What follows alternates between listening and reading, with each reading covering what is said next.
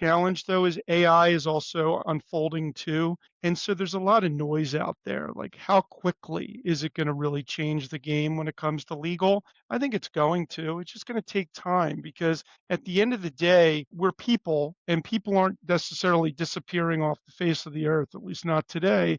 And we're not all going to turn into robots. So that means that we're going to leverage AI as a tool. It's going to be a heck of a tool. And I want to use it every which way in my business and watch my clients use it too. But I want to use it and do it in the right way. Thousands of deals launch every year. But most never close. The ones that do have something to teach us. I'm Amy Pisano. I'm Abby Roberts. On Closers, we sit down with the boutique bankers and deal makers who consistently get transactions across the finish line. We unpack who they are, how they do it, and what others miss. Because closing deals isn't about luck. It's a craft. Welcome to Closers.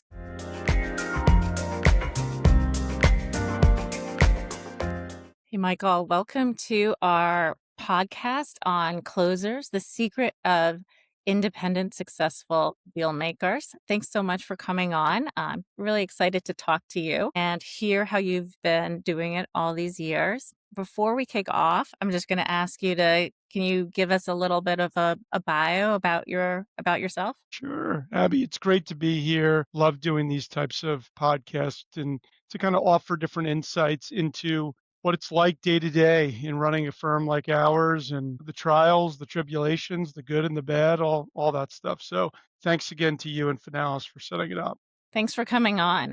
So before we begin, I was looking at your background and there were a couple of things that seemed pretty interesting to me. One is that when you were in college, you actually co-founded a nonprofit trade association, the U.S. Israel Business Exchange, that's pretty amazing. So I just wanted to kick off with understanding, like, how did that happen and what was that experience like? Yeah, it was pretty unique for me too.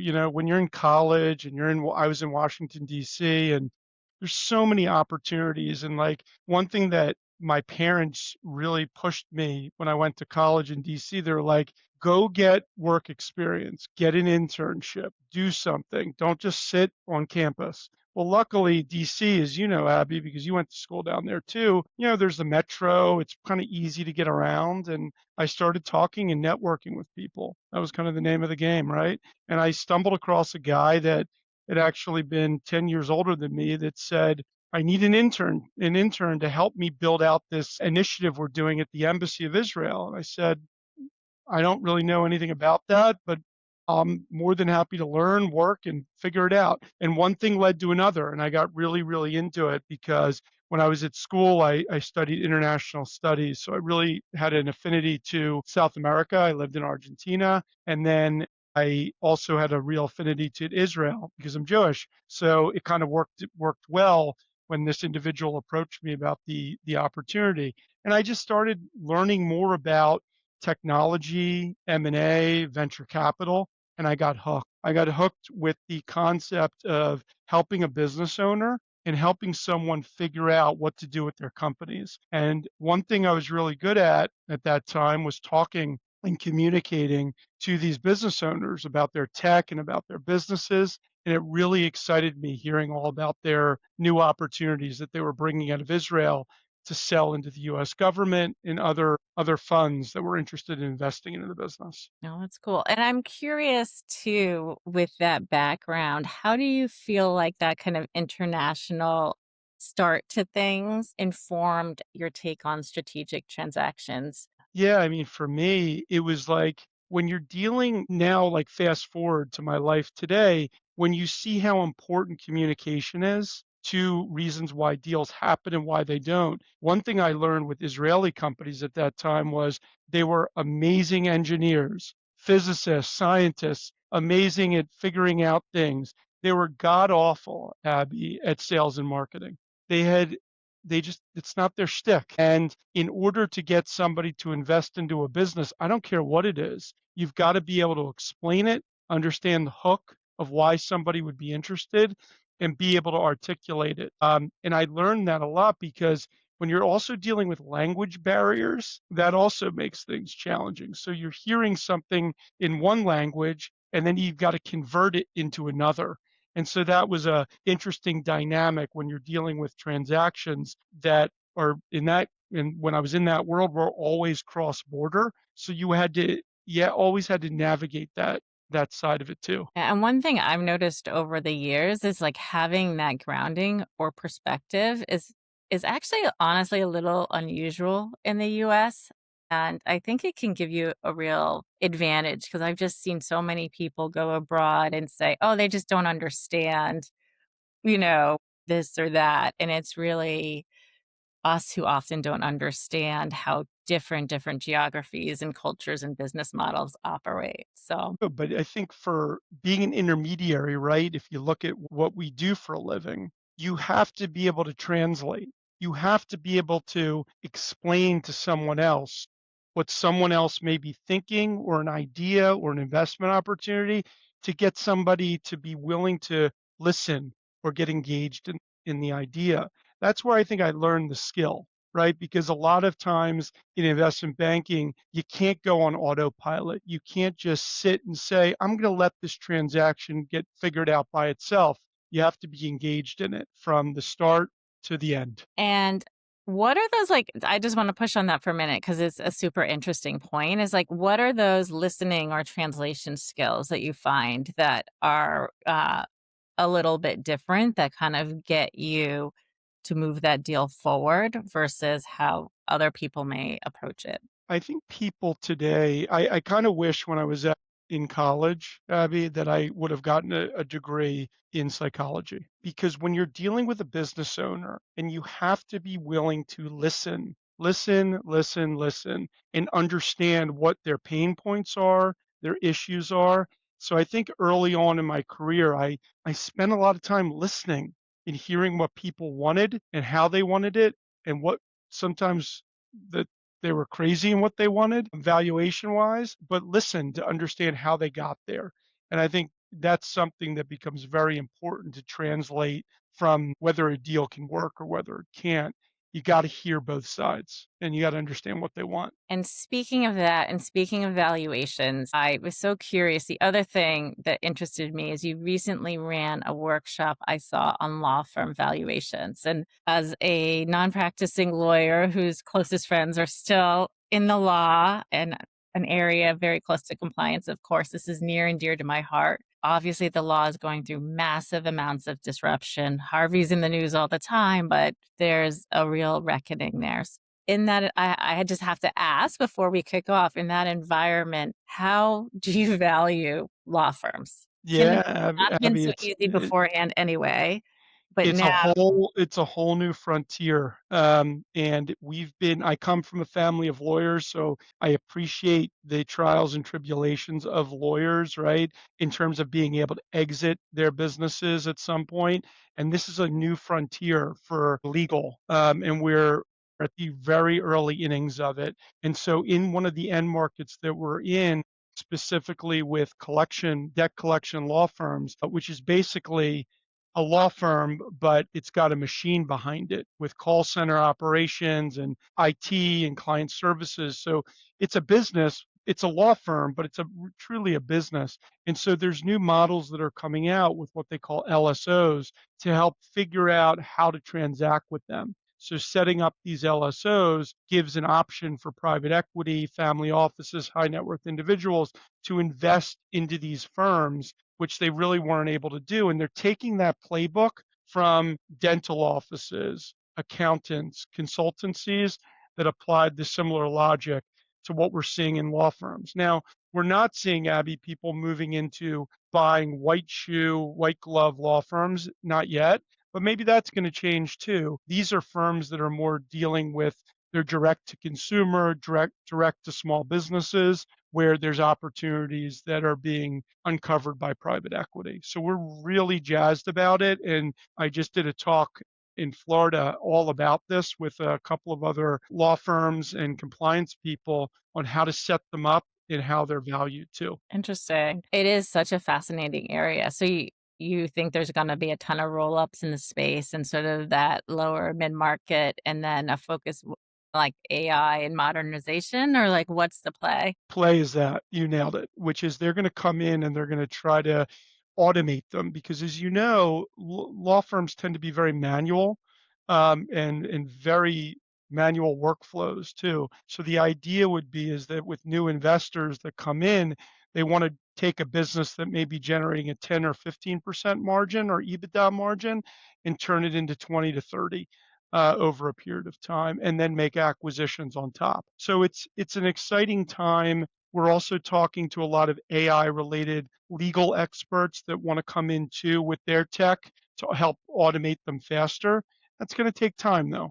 We're again early innings in it, but the law firms are pretty jazzed by it because for the first time they're seeing liquidity options versus just simply merging in with another lawyer, selling the business to existing lawyers. They have another option potentially. So I think you're going to see a lot more transaction activity in the Finalis network, most likely, Yes. from firms like ours and others in doing deals in this segment. No, that's great to hear. I would say the other thing that interests me, and we'll see how whether it really arrives, is just looking at the opportunity, right? Like we were talking, we were students in DC at the same time, but I remember in law school, so many of us were really excited and idealistic and really, wanted to do so many more things than we ended up being able to do. But AI, I feel like, can really unlock so many marketplaces that have not been accessible to lawyers before. So I don't know what your thoughts are on that, but I'm also really excited about the opportunity to create new business models that serve more of the population. We're viewing it the same way, Abby.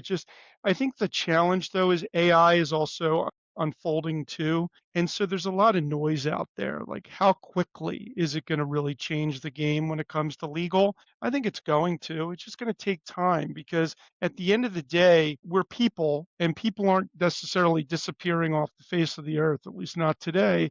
And we're not all going to turn into robots. So that means that we're going to leverage AI as a tool. It's going to be a heck of a tool. And I want to use it every which way in my business and watch my clients use it too.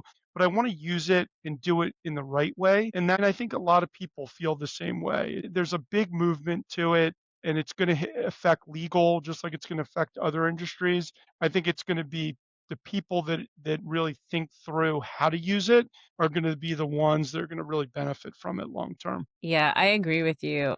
This probably shows just how M&A focused I am, but I keep thinking about it the same way as 2021 when there were so many deals in market. M&A was crazy. No one had ever seen so much volume or value before coming off of COVID. And then in 2022, kind of the other shoe dropped and it became clear that people overextended and a lot of bad deals were made that people are still struggling from, right? Because now they can't exit overvalued companies they bought back then. Yeah, we also had low interest rates too, Abby. So we're in a situation where the market has changed pretty significantly from then till now. And they're also hoping that the AI train is going to bail them out of those investments. And I think that's going to be a hard way to exit some of these deals too. That we're just going to put some AI or change the company name to .ai and everything's going to be great.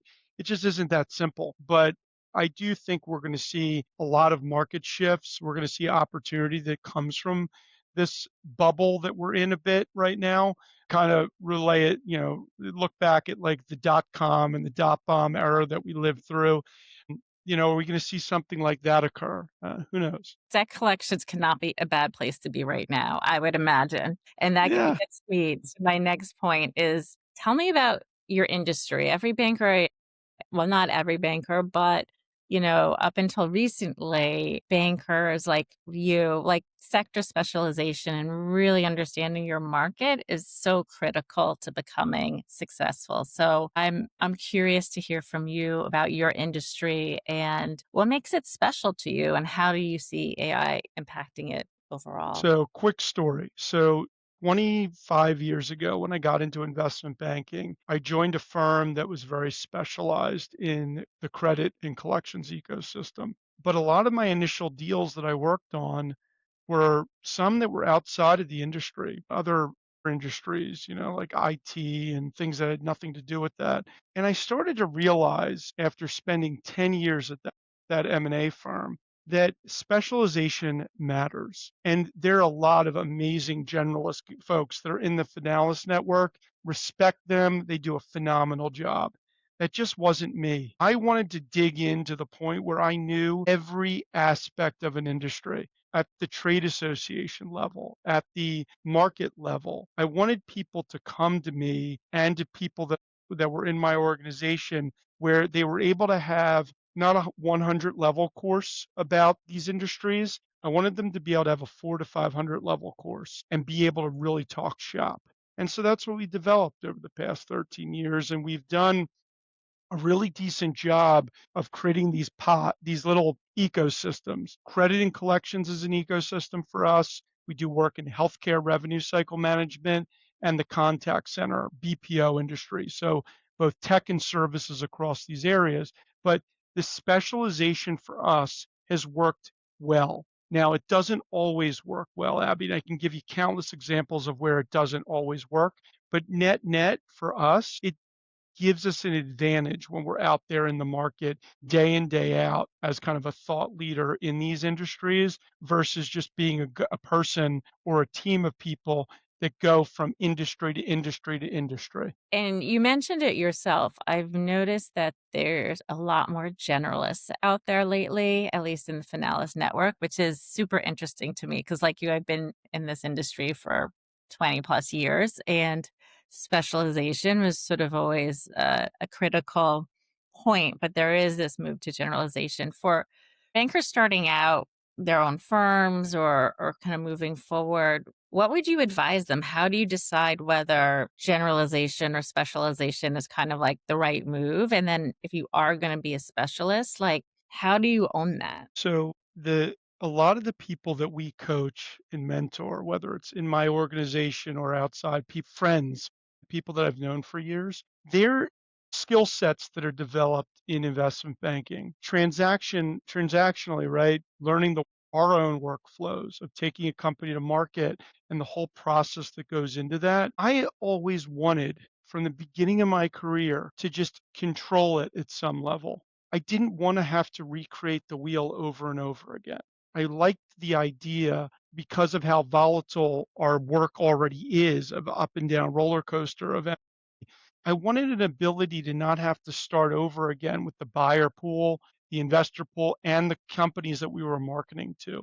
But those that are in the generalist world that grow up in that everything is brand new, there's an advantage to that too, because they see so many different types of companies, people, processes, things that work or don't work in certain industries that they could apply the same logic into the new deals that they work on. So I think that certain people are really good at going from market to market. I personally wasn't, but I think others can do that seamlessly and be excited by that. I wanted a different mechanical workflow to change and modify versus start from scratch each time. But again, I think it's really comes down to the personality, Abby, more than just here's what I'm going to do. I'm going to be a specialist in this and hope for the best. That's so interesting because you sparked a memory in me when I was running the journalist team at Merger Market. It was very similar, where some of the journalists would really gravitate to being kind of like, this is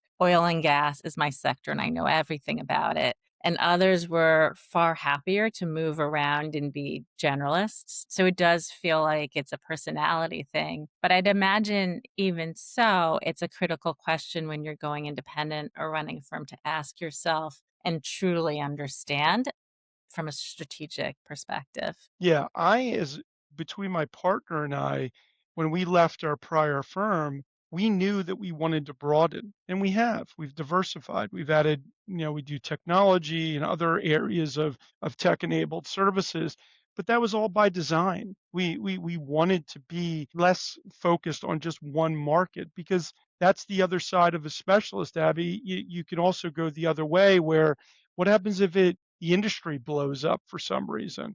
Collections is one of the oldest industries in the world. So we feel pretty comfortable it's not going anywhere, but it's changing and it's changing a lot with technology and with AI. And we're moving alongside of it and watching it all change. The other thing that's changing besides AI that I am really curious about since we're talking is Philly. Because we were talking a lot about cities and how they've changed over the years. And Philly's always been sort of like the city in between New York and DC. And unlike a lot of those cities that have been kind of like known for certain sectors, right? Like New York's known for financial services. Obviously, DC area is known for like defense and um, you name it. Philly's always been in this kind of like in between space. So I'm curious how you've seen that market change and grow. And if someone was thinking about Philly, what would you say to them? Here's what people think of Philly, and then when you start tying it into investment banking, it gets even more interesting. But Philly is a blue collar town, right? It's manufacturing, distribution, machinery type work, food and distribution. It's that kind of a business that has grown up here and been here forever.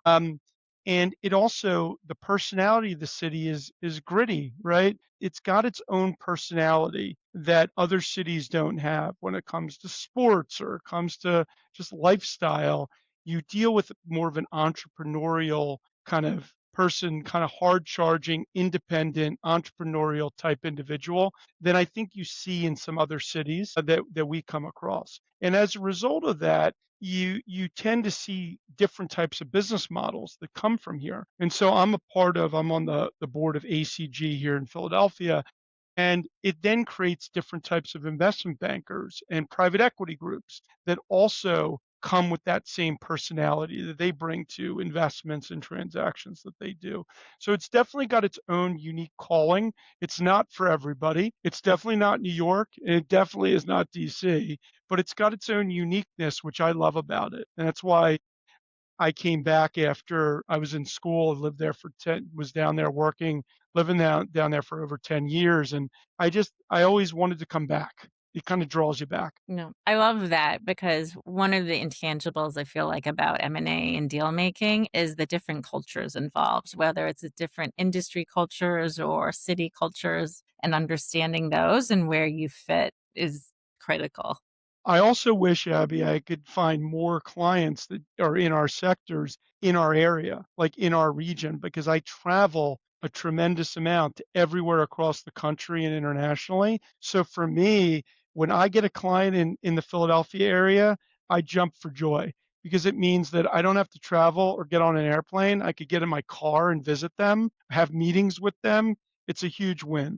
I wish I could do more here locally with companies, just many of them aren't here anymore. Makes sense. So we talked briefly about AI, but before we get to more nitty gritty, just quickly, what's one thing you like using AI for and one thing you don't? I love using it for marketing, so it kinda ties right into your world. It makes things faster for producing copy and also for just your day-to-day in terms of our businesses. A lot of the Finalis network lives this too, is that you gotta be marketing every single day, whether it's going to conferences, shows, meeting with people, telling people about the information that you're gathering and why it's important to them. In that, I feel like there's tremendous opportunity in the workflow for that specifically because I'm the relationship guy. I'm out there on the road a lot. So I value AI for that significantly for what I do. What's one thing you don't think people should be using it for? I think there's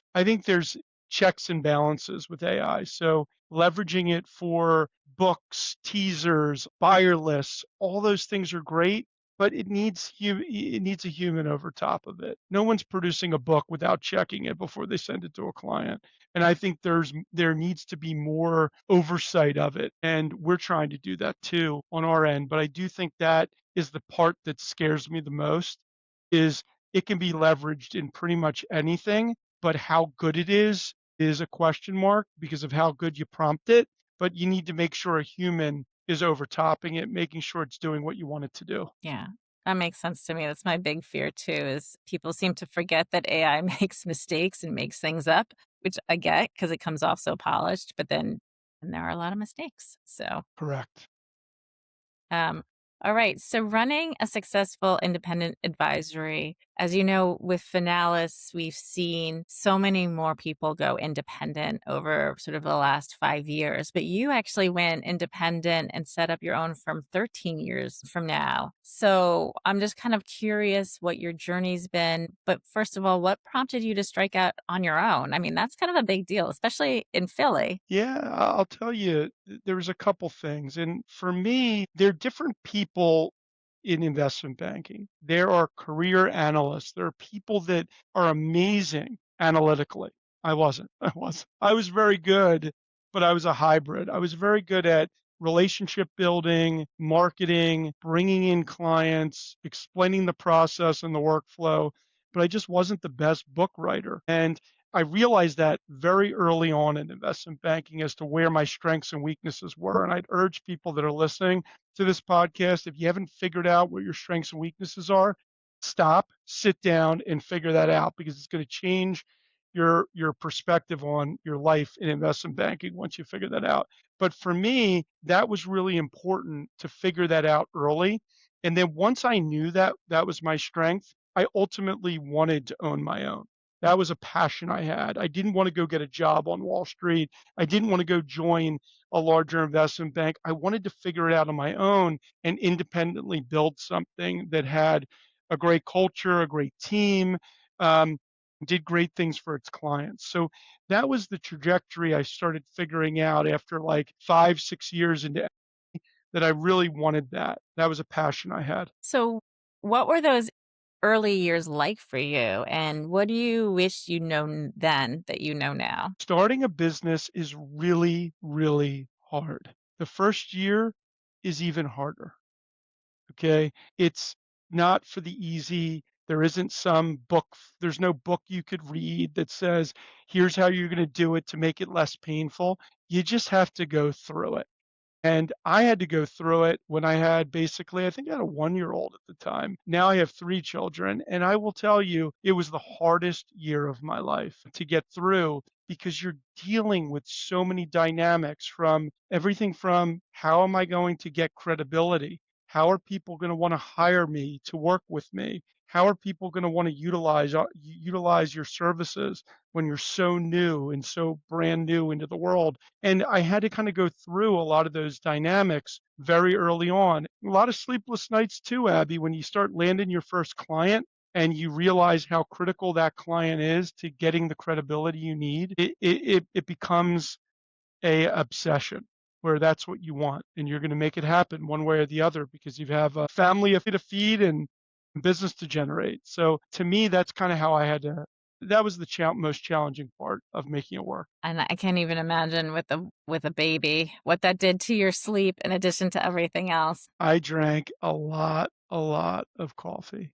I think I was, again, coffee was my best friend during that period of time for me. What is the value to clients now that you've kind of proven this out of going independent versus going with sort of one of the more traditional institutional banks? What's your pitch or what do you see clients gravitating towards? I think they gravitate to our knowledge. Our knowledge in what we are able to bring to the table when we sit down with a prospect, whether buy side or sell side, we're more sell side oriented, is pretty incredible because the owner, I think, has immediate comfort that we know their industry and we know the dynamics of what are happening in their industry and who is interested in investing or buying into it. I think that knowledge base that we've developed is bar none. It always kind of gets me excited to know how capable we are when we get on the phone with somebody and what we can bring to the table.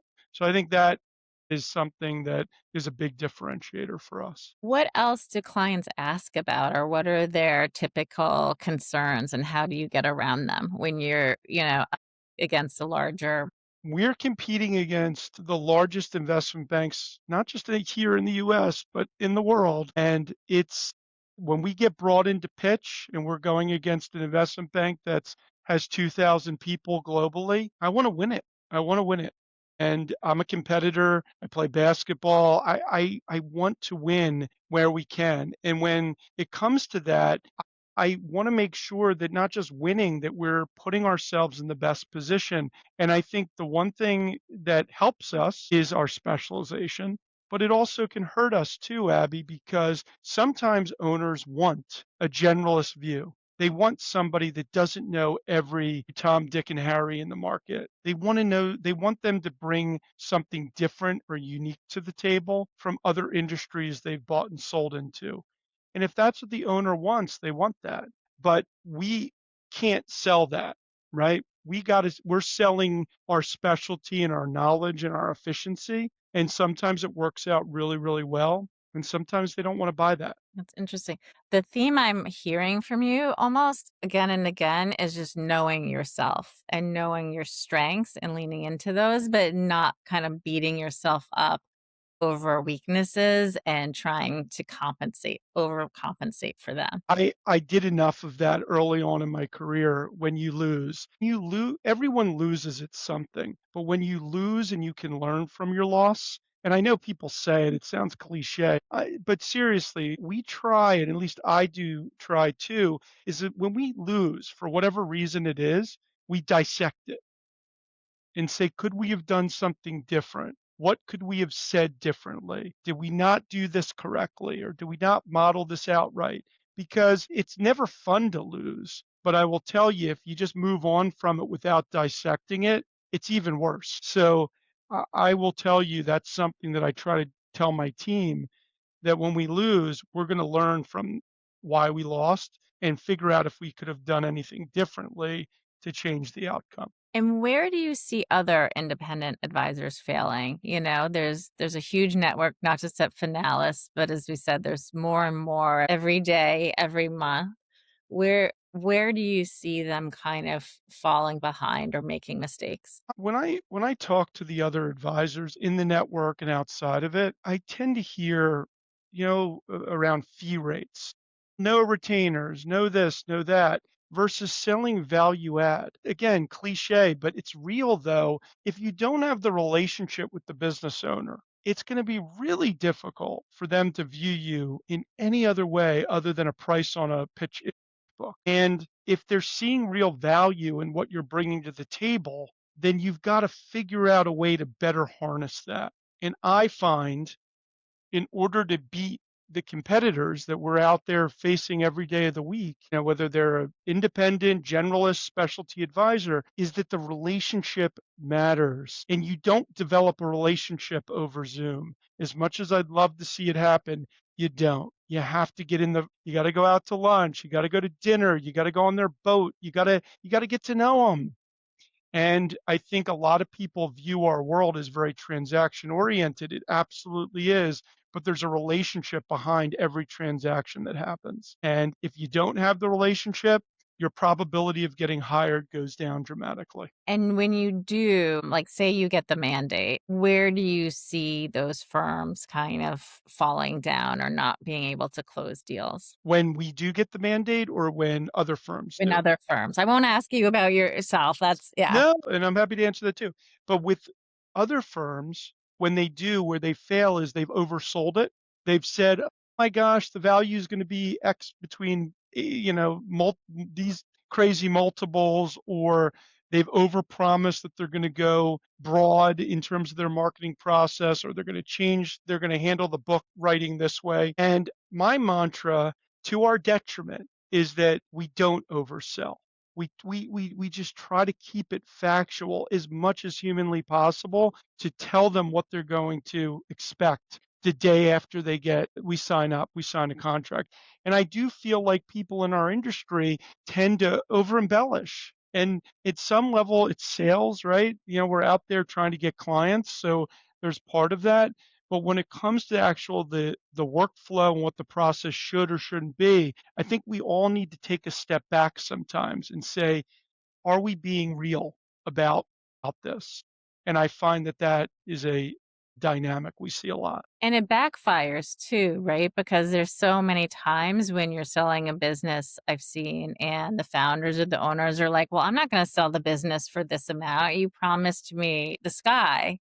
So then you don't close the deal. So everyone's time gets wasted. Yeah, but again, That's where the specialty areas come into play for us, Abby, because we don't have to come up with the hook, line, and sinker and say, we think you're going to trade for X and Y and hope for the best. We have real thought and we have comps and other things that we bring that to bear. That's where it becomes helpful. And that's where it's harder for the generalists because they're only gathering information from PitchBook or Cap IQ or whatever it is to come up with their modeling that's going to end up with overly inflated multiple range. Now, people are wrong. Sometimes we underview we have a different we undervalue certain assets. But I also think that when you're being upfront and candid with somebody about what you think the valuation ranges are, I think it's important to not only disclaim it, but be able just to have that conversation, say, here's what the market is telling us, but we're unsure here, here, and here because we haven't answered these questions yet. And I think the more you can be candid about that with the business owner up front during your pitch, the more success you're going to have when you get to the point where you have offers on the table with the client. And speaking of the business owner, I'm curious, like, say that you weren't involved, but it was like a different industry, a different place, but it was like a best friend from college or something. What are like the three things you would sort of say they should be asking about their banker when they're the ones doing due diligence? Well, they should be number one. I would be asking a couple of things. Number one, how many transactions are they currently working on? Like, am I going to get brought in to this transaction group and then find out I'm last in line to go to market? What does that look like? What does the team look like? Right? Because when I go in and pitch, I'm going in with a team. They're not just hiring me, they're hiring our firm and they're hiring all the things that our firm brings to bear. So, who is actually on the deal team? What does the associate look like? The VP, the analyst? You got to get to know them because they're the ones also in the trenches doing the books, the buyer list, and other things. So, making sure that you have a good handle on the team. And then I would say number 3 is around just the overall workflow. What is the timeline that you're working under and how realistic is that? And I would tell you, sometimes that's an area of negotiation, right? Because everyone's like, I want to be in the market yesterday. Well, maybe that's not the best situation for where your financials are. You maybe need to wait 6 months or 9 months. And I think having those honest conversations with the banker that's pitching you is really critical to figuring out if they're the right group for the job. It's so interesting to me too, because when I was analyzing deal trends a couple years ago, I saw all these holds happening on a very regular basis. And so we looked into it a bit and we realized that it was resourcing, which is something you never hear from anyone. They never want to say, we can't take this deal because of resources. But what ended up happening is so many deals, like at a massive scale, went on hold because bankers had to kick the can down the road. So I really saw that impact It does. It's a at a real high issue. level, and people don't ask it. Yeah, or They think don't, about or it. they don't, or they, Abby, like I've gotten a recent question, when tell me about a deal that died. What happened? Why did it die? Our industry, everyone's got big egos and everybody wants to talk about all the deals they've closed. Okay. And I'm all for that.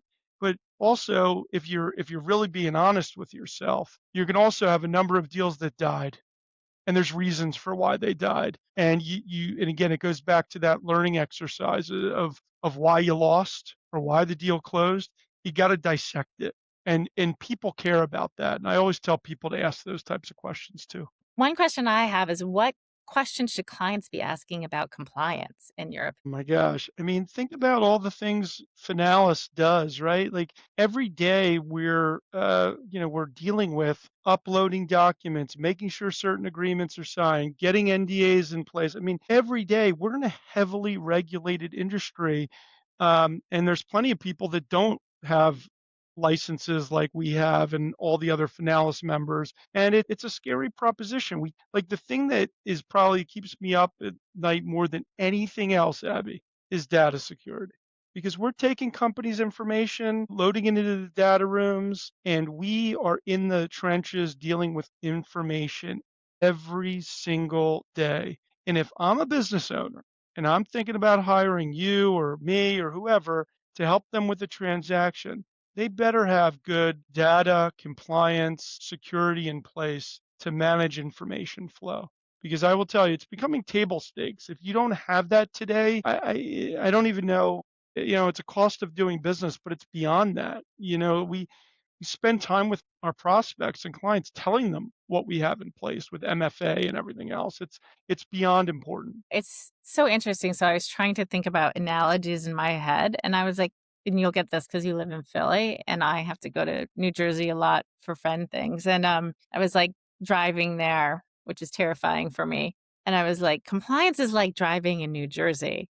And then I was like, so what is doing deals without compliance? And my thought was, it's like driving in New Jersey without driver's insurance and a seatbelt. It seems like, and a GPS. Well, that was my Yeah. thought, but I'm curious what you think about that as I a think it's a great analogy. I think there's a reason why Finalis has been successful and firms like ours have is because we take it seriously. I mean, it's not window dressing. Every single day, we're dealing with compliance dynamics, email archiving, texting, everything has to be above board. And I do find that the firms that don't take that seriously, there's risks that are exposed from that. And for me, at least, again, I've been doing this for 13 years at my own firm, and then prior to that, this is not something you screw around with, and we take it very seriously. And I think a lot of people need to keep that in front of them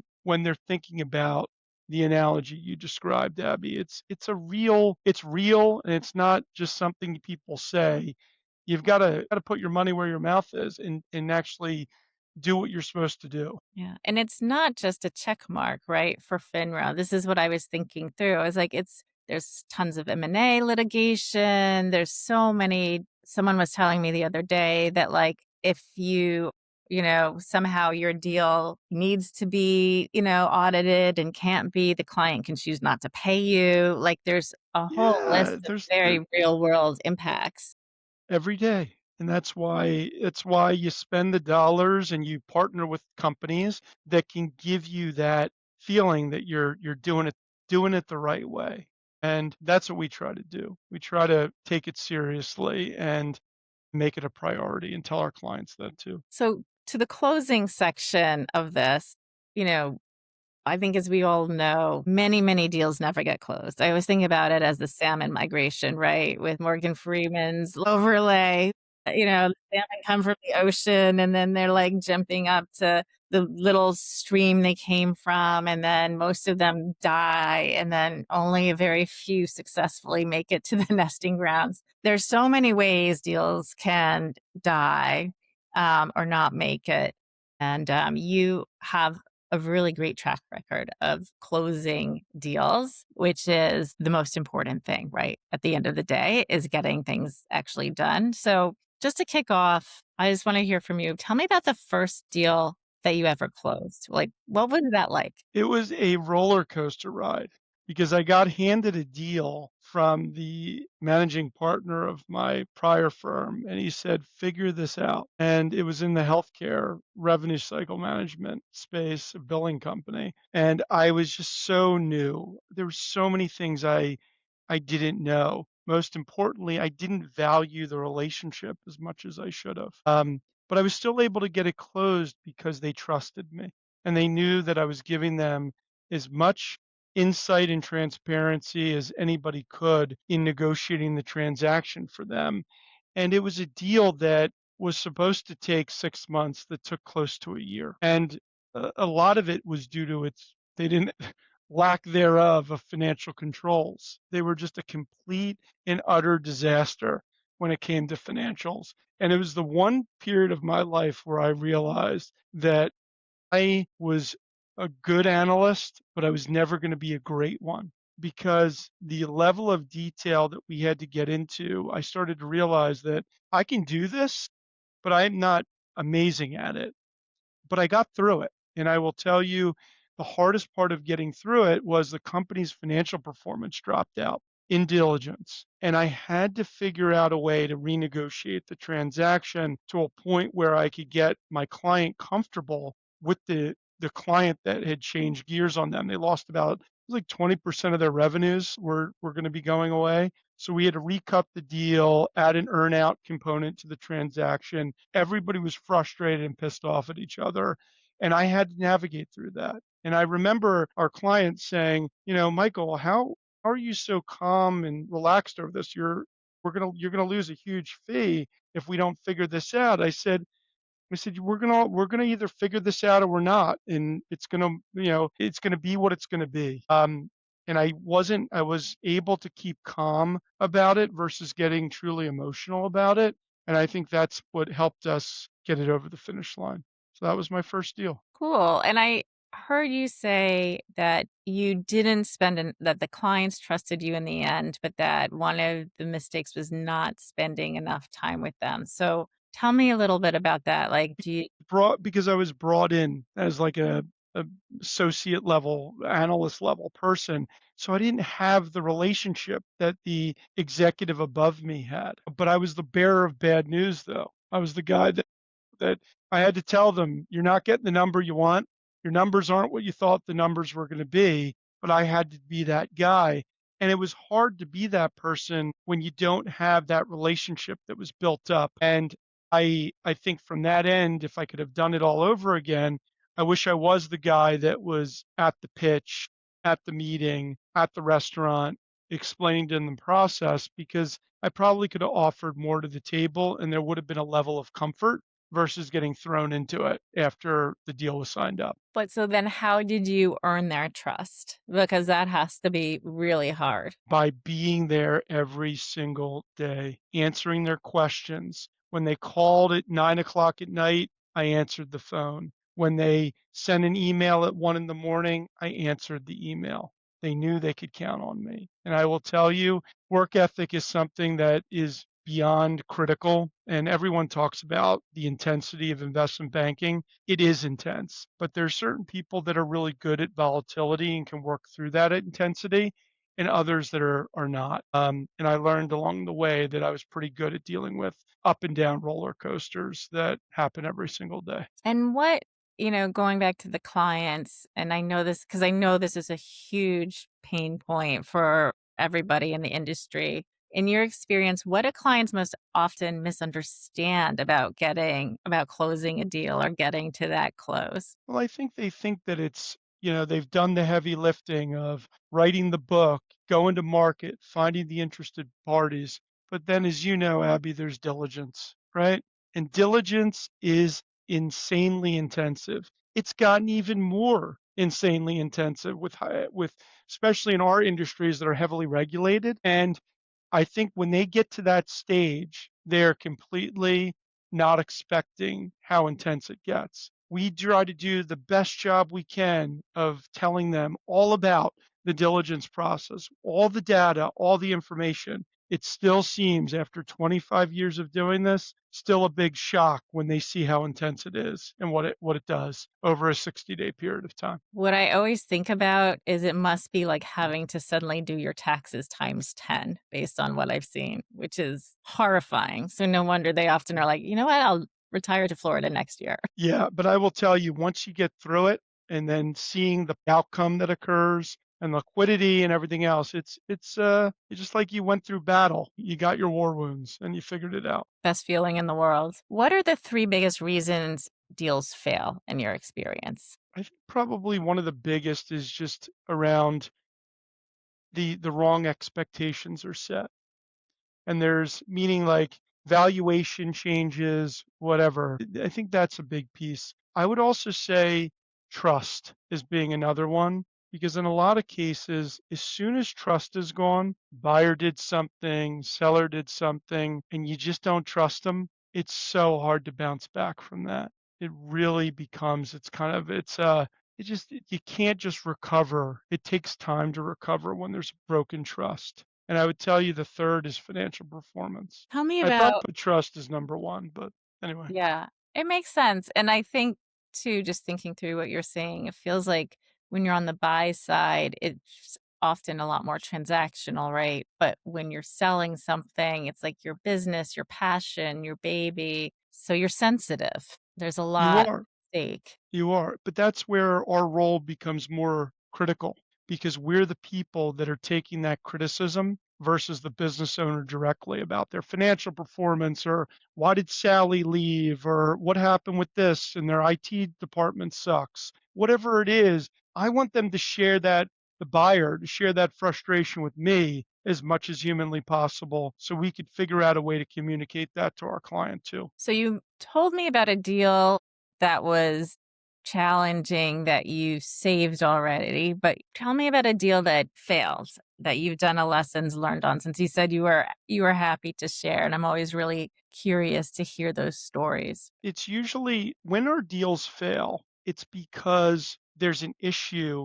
And again, not always, right? It's usually around financial performance. Like something significantly changes, and there's nothing we can do, financial modeling, wizardry, whatever you want to come up with, to magically make things better. The numbers or the EBITDA that we thought was there isn't there anymore, where we've got to say, time out, put on hold, it's not going to work anymore.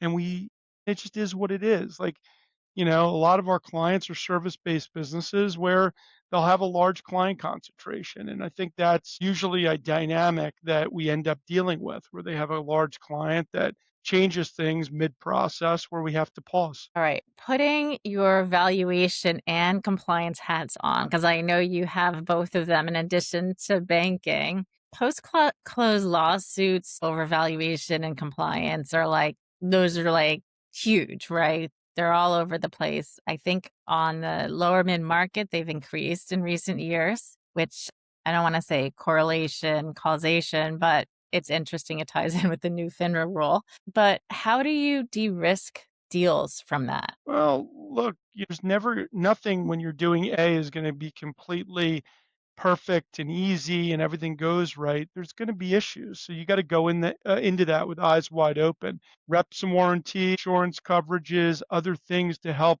mitigate those issues has become a big discussion on lower middle market transactions. It wasn't so prominent as it was today. 15 years ago, getting reps and warranty insurance coverage on smaller transactions, 5, 10 million of EBITDA, was unlikely. Now it's becoming something that people are talking much more about and being built into the transactions to deal with these dynamics versus it ending up in the courts. So not to say that's going to solve everybody's problem, but it's definitely become a way to help mitigate it at some level. Interesting. And what about the compliance aspects? Because there are a number of lawsuits after the fact about that too. Where are you, in that may not be you specific, but I'm curious, like, where do you see that happening? Is that just sort of like someone's looking to claim something and they say, hey, you didn't run this through compliance, so I need my money I back? mean, no, but in our industries, we've got to deal with consumer related litigation against these companies. And they're being sued nuisance claims every day of the week. Some are they bucket them, small, medium, and large.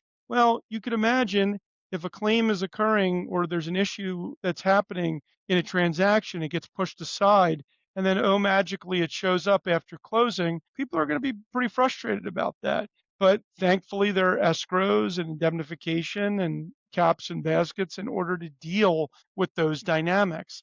Doesn't mean everything's going to be perfect, but you need a mechanism to deal with those legal and compliance dynamics after the transaction closes. And that's what I do. How have you seen compliance programs or the lack thereof help or hurt you when it comes to closing deals? I don't. I think it's become more commonplace to have, especially from a transaction perspective with Finalis, to be able to have a process in place for KYC, for all the things that go into making sure the transaction is being completed and has all the right check boxes in place. I think that's something that is needed across the industry in every sense, but I think it's certainly gotten better and more streamlined because of technology. What's just to close it out, what's the single biggest factor in closing a deal in your opinion? How do you do it? The single biggest factor Meaning like,